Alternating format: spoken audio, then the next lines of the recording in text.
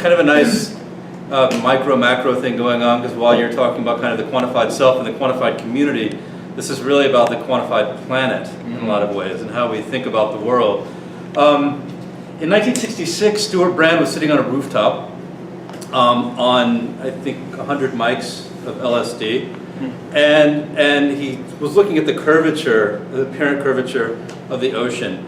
And he said the buildings were not parallel because the earth curved under them, and me and all of us, it closed in on itself. I remember that Buckminster Fuller had been harping on this at a recent lecture. People perceive the earth as flat and infinite, and that was the root of all this misbehavior. Now, from my altitude of 3 stories and 100 mics, I could see that it was curved. Think it, and finally feel it. So we created this campaign of why haven't we seen a photograph of the whole earth yet? The next year, this image comes back from NASA, kind of achieved this age-old quest for a God's eye view of the planet.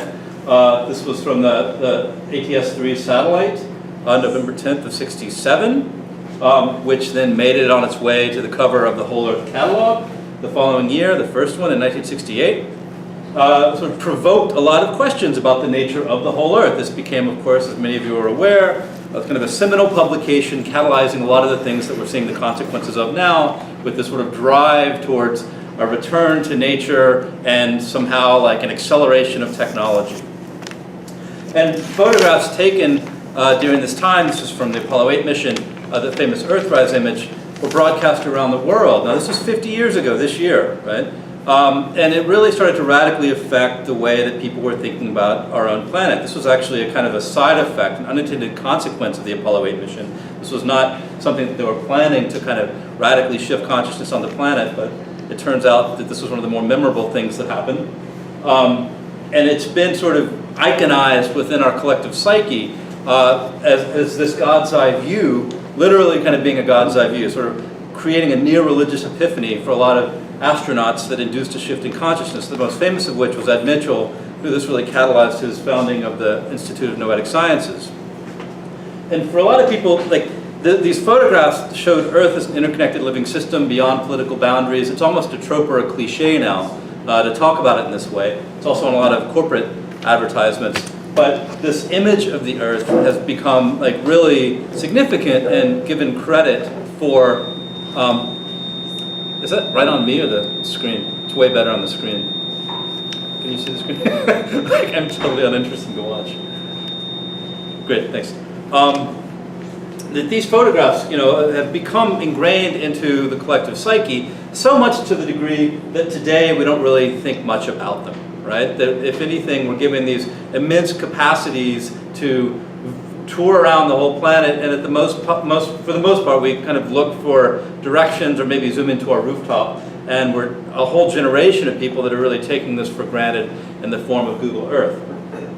But if you go back to the original Whole Earth catalog, it's really interesting. They all started, there was a series of them, and they all started with this notion of understanding whole systems. That was like the first section. Right? And it's a theme that's kind of been lost over time in many ways, with a lot of the discourse around how it is we're dealing with complexity. And you see the first section was all about Fuller, and Brand credited him with his insights with initiating the catalog. So there was a lot of sort of interest in what Fuller was doing to give rise to this Whole Earth catalog. It's maybe an ironic name, because since the 1920s, Fuller was trying to understand the planet. He understood the significance of seeing the planet from outside, but also understood the limitations of just seeing it as a static image. That he started visualizing, this is from 1927, this one-town world. He's talking about 2 billion new homes will be needed in the next few decades. And he was trying to actually visualize the nature of what the trends were going to be for humanity, and how to anticipate how we could be designing for planetary systems that would accommodate them. For decades, he was gathering all this data. Like his archives are at Stanford. They're the largest personal archives, like analog archives. He was really trying to anticipate where humanity was going. This was 1940 in Fortune magazine, kind of the beginning of the hockey stick curves that are so ubiquitous now. Looks very familiar. You can see the great acceleration curves, like right around that time, around 40, is right when all this stuff started to take off. So he was really trying to understand from the planetary perspective, how do we anticipate these trends? He was collecting all of these data sets. This is the inventory of world resources, human trends, and needs that he put together with a bunch of his colleagues in the mid-60s. And his vision was to be able to visualize all this stuff at a planetary scale dynamically, to understand planetary metabolism and to be able to anticipate the needs of humanity. He began working on some of this at Black Mountain College. This was from 1948, where it was kind of his most famous association is with the geodesic dome, which had actually been invented a couple of decades earlier for the first planetarium, but he kind of rediscovered these principles and was imagining how this structurally integrated, this structure with incredible structural integrity could be used to visualize planetary data. And this was something that he sort of prototyped throughout the 50s, throughout the 60s. This was an early experiment at Cornell. This was a proposal that he had in the mid-50s for doing a giant digital globe in front of, well, it was analog at the time, but a dynamic display in front of the United Nations on the East River. And he began to call this either the mini-Earth or the geoscope. This was actually at University of Nottingham, the School of Architecture, in '62, where he started to really work out these ideas much more specifically, and he was wanting to build a giant 200-foot diameter miniature Earth that he envisioned as being the most accurate global representation of our planet ever to be realized. He ended up proposing this to the US government for Expo 67 in Montreal. There was actually the US Information Agency, and he wanted to create this pavilion in Montreal. Well, they took the proposal for the dome, because the US government loved these domes. They'd been in Kabul and Africa and all of these places. But they didn't accept what he wanted to go inside of it. He proposed that the exterior and interior surfaces would be covered by these closely packed computer-controlled variable intensity light bulbs like he envisioned over the East River, and that what he called the world game would be played on the inside of these environments. Now, the world game was something that he was envisioning as being able to have these digital displays. This is the fuller projection map, they called it the Amaxian map, that he designed to show undistorted land masses. And he essentially wanted to create these visualization and simulation centers so that communities and world leaders could come together to see an overview of the global metabolic flows of our planet. And he was prototyping this back in the 60s. This is some food distribution, grain distribution specifically, around the planet. And he started prototyping this idea of like, how do you aggregate all the satellite data? How do you start using computing power to be able to simulate planetary trends and needs? Again, this was in the late 1960s, so it was kind of an insanely prescient and premature proposal in many ways. But his goal was to try to run an alternate to war games, which he called World Game. The goal of which was to make the world work for 100% of humanity in the shortest possible time through spontaneous cooperation without ecological offense to the disadvantage of anyone. Easy, right? It never happened.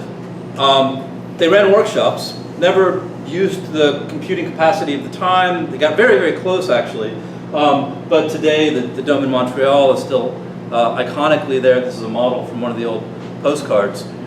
In '69, he also published Operating Manual for Spaceship Earth, which is one of his more famous texts, where he was trying to really bring an ecological awareness to humanity around sort of general systems theory and synergies on the planet that gave way to the conditions for life, so we could transform perspectives on the planetary spaceship. If we jump forward a few decades, we're here now. We have this vast network of remote sensing devices. The spaceship Earth metaphor was like pretty widely used for a while. It's kind of fallen out of fashion a little bit lately. But it's pretty remarkable. If you look back at this history and what was being proposed, and I breezed through this really, really fast, but these are very, very in-depth technical proposals, that with these remote sensing capacities, we can now do the things that he was envisioning, and we are doing them very actively. We do have this massive network of satellites around the planet, some of which are remote sensing, some of which are communication and other things. And they've provided us a vision of the planet that we've never had before. And they are really providing some pretty significant insights into the nature of Earth. So when we talk about the whole Earth, and it's just that one image of that static, beautiful planet of the visible frequencies, we're kind of missing all this other stuff. That we've got sort of spatial scales that we can zoom in and out of, powers of 10 style. We've got the spectral scale, the electromagnetic spectrum beyond what we can just see with our naked eyes. The temporal scale, just want to go back here and reboot that, where we can see things happening over time, like with the ice caps. And then what I like to kind of think of as relational scale, and start to see a lot of different interrelationships on the planet. So these are really acting a bit like sensory prosthetics, extending our perception of where and how we are. And they're helping us to see some pretty crazy things, like the Earth actually breathing. This is just a time series of the yearly cycle of plant growth on Earth. And it's integral to like kind of understanding how the cycle of CO2 and oxygen exchange occurs every year. So, like the Gaia hypothesis of Earth sort of being seen as akin to a self-creating living organism, it becomes rather profoundly visceral when you start to be able to see these time series maps like this. Other satellite observations are allowing us to see surface flows and wind currents, different types of metabolism. This is showing how fresh water moves in vortices between the ocean and the atmosphere, which I find to be very meditative.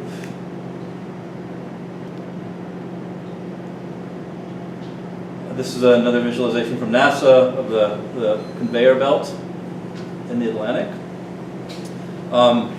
Exaggerated a bit so you can get a sense of the depth, the bathymetry in the oceans. But planetary temperatures are really equalized by cold air and surface waters moving toward the equator, while the warm air and water move towards the poles. And this stabilizes planetary temperatures in a really significant way, and it's one of the reasons a lot of scientists are freaked out at the melting of Greenland, because Greenland melts, slides into the ocean, cools down this conveyor belt, and then that warming function of this belt is no longer present to the degree that it is now, and could catalyze some pretty catastrophic chain reactions. We can also visualize flows of life on the planet. This is one of my favorite ones. All these yellow data points are migrations of storks on the way to Europe to reproduce after wintering in Africa.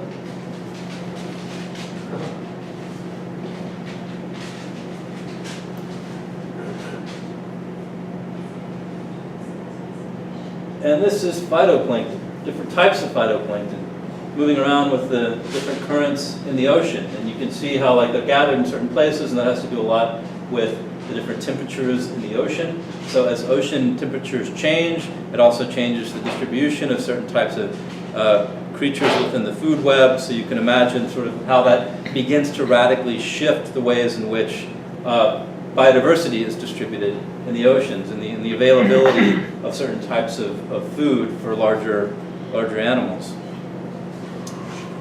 And these hyperspectral imagers also allow us to see the complex interactions of industrial emissions within the biosphere. This is one of my more favorite ones from the NASA GOES 5 satellite. Red is the dust? The red is the dust. Yeah, I'll give you a slightly better view. I'm going to commit a bit of a fallacy and show you a Mercator projection, which Fuller absolutely dislikes because it gives us a very distorted view. But in this case, it's handy because you can see the dust coming off of the Sahel, the organic and black carbon coming off of the burning of trees in Indonesia, in South America, the sulfates coming off of industrial pollutants, particularly on the eastern shore of the US, particularly around Shenzhen. And if you look over there, you can see like hurricanes and cyclones coming up in Asia, and they're actually kind of swooping away a lot of the pollutants coming off of the industrial area. And then the blue is sea salt. So it's all dynamically entangling in a way that is it's impossible for us to really get a sense of this without these types of sensory extensions. And a whole tons and tons and tons of dust from Africa end up in South America, and like the systems are so remarkably intertwined that this really puts a new spin on the whole notion of the whole Earth vision, where it's like, okay, there aren't political boundaries. Not only are there not political boundaries, there are zero metabolic boundaries in terms of the totality of the biosphere. We can also visualize human infrastructure. In this case, this is shipping lanes and power lines in the oceans and communication lines done by a company in Montreal called Plabaya, which is kind of stunningly beautiful the way they rendered it. And there's real practical applications of the capacity to do this type of monitoring and visualization. It's currently estimated that if we're fishing at the rate that we are now, we're going to run out of seafood by 2050 or 2049. I think. It's horrific what's happening, and like 1% of the global fleet is responsible for something like 90% of the fishing, and most of it's illegal. So with satellites now, we can actually monitor fishing fleets, and using satellite data and radio data to track those fleets. And this group called Global Fishing Watch, it was started by a nonprofit called SkyTruth. They are doing this monitoring at a global scale, and using machine learning and crowdsourcing, they're tracking fishing fleets. So the first time we actually have transparency around the global commons of the oceans. And this is radically changing the ways in which countries are now monitoring and enforcing their laws. You can see those blue areas. Those blue areas are exclusive economic zones around the countries. So you can kind of see when you zoom in, you can see how in the commons out here, there are all these boats, and then depending on the enforcement of the different countries, they won't come into those areas. So this is essentially allowing for a kind of significant monitoring of the global commons, which are now starting to happen with forests, it's starting to happen with soil. It's enabling us to do the types of things that Fuller was hoping and anticipating would be possible, so that we could begin to actually not fall prey to the notion of the tragedy of the commons, but actually come up with global agreements around how it is we are taking responsibility for the regenerative capacity of the biosphere. Of course, it's not all good news in terms of these satellites. This is just a simulation of the accumulation of space debris. I could have run it all the way back to when satellites were first being launched, but it's pretty horrifying. I mean, if you look at the object count on the side, there's real good reason to be mindful of the ever-accumulating space debris, because it's going to become a seriously limiting factor on what we can be doing as a species, and how many rockets we can be launching, and how many satellites we can be putting up into space. It's a really significant problem. And, kind of paradoxically, these things keep showing us incredible conditions that we did not know existed before. So when satellites were first launched, one of the first things they detected was how the magnetic field of the planet was being blown back by the solar winds of the sun. And as it's being bombarded, because the Earth cooled down fast enough to have this molten core and to create this magnetic field, that it's essentially acting like a force field. And if this magnetic field wasn't as strong as it is, we very likely would not have oceans and atmosphere, at least in the way that we do. The MAVEN mission to Mars a couple of years ago found that Mars' magnetic field was way weaker than we thought that it was. So this is one of those invisible synergistic conditions that we absolutely take for granted, but these Earth-observing tools are really helping us to better understand this. This is just another rendering of the same concept from NASA Goddard, looking at all those protons kind of bombarding us constantly, and the magnetic field really serving a remarkable function that we know about but hardly appreciate enough, I think. One of the things we do hear about quite a bit in this age of Kepler is habitable zones and the quest for, quote, Earth-like planets, right? And that's basically looking for planets orbiting other stars that are within the range of the star where liquid water could exist on the surface, right? So we now understand that we are in this habitable zone of our solar system. We're the only planet within that, sometimes called the Goldilocks zone. It's not too hot, it's not too cold. And this is just one of the thousands of synergistic interactions going on to enable complex life here. So when we're hearing about Earth-like planets, this is like one factor amongst so many things that are happening that I think it's pretty important to recognize that if anything, we're finding out more and more and more that the conditions here are, we cannot take them for granted, that they're actually far more spectacular than was previously anticipated, when even in the 1950s we thought we would go to Mars and we'd find plants. At the worst, we'd find like lowly forms of plant life, as Walt Disney said. So it's pretty critical, I think, that we start to really attune to the nature of the regenerative cycles of this biosphere, so that as a civilization we can become, I don't know, maybe a little bit longer lasting than our current trajectory. This is an image that Fuller drew in 1975. If you look at this and you Google solar system NASA, like this is what you're going to see, right? You're going to see a star, our sun, sort of being orbited by all of these planets. And the funny thing about this is that it's about as outdated as kind of a flat Earth image. Fuller drew this in his book 1975, or his book Synergetics in 75, claiming reality is spiral orbital, all terrestrial critical path developments inherently over to the sun, no path can be linear, all paths are processionally modulated by remotely operative forces producing spiral linear paths. This is the reason a lot of people don't get into Fuller, because he uses language like this, but he's basically saying that the spiral orbital dynamics of our planet are processionally modulated by the gravitational pull of the sun at the center of our solar system. This is a rendering of this that I did when I was in Montreal for COP21, demonstrating the simple notion that the sun's moving around the core of the Milky Way. We're going around the sun at 60,000 miles an hour. The sun's going around the Milky Way at about 500,000 miles an hour with us in tow. And in this regard, I think it's very, very easy to start to understand our planet actually as a living spaceship. That it's not even a metaphor. So is the plane of our solar system at right angles to the direction of the sun's motion? Well, it depends on the observer, but yeah, the ecliptic of the solar system is tilted relative to the galactic core. So what you're asking? The plane, the ecliptic, is yeah. it at right angles to the direction? No, it's not right angles. No, I think it's a a 60 degree angle. Oh. It's right around 60 degrees. Yeah, it's not like going like this. It's you can actually see it in the angles.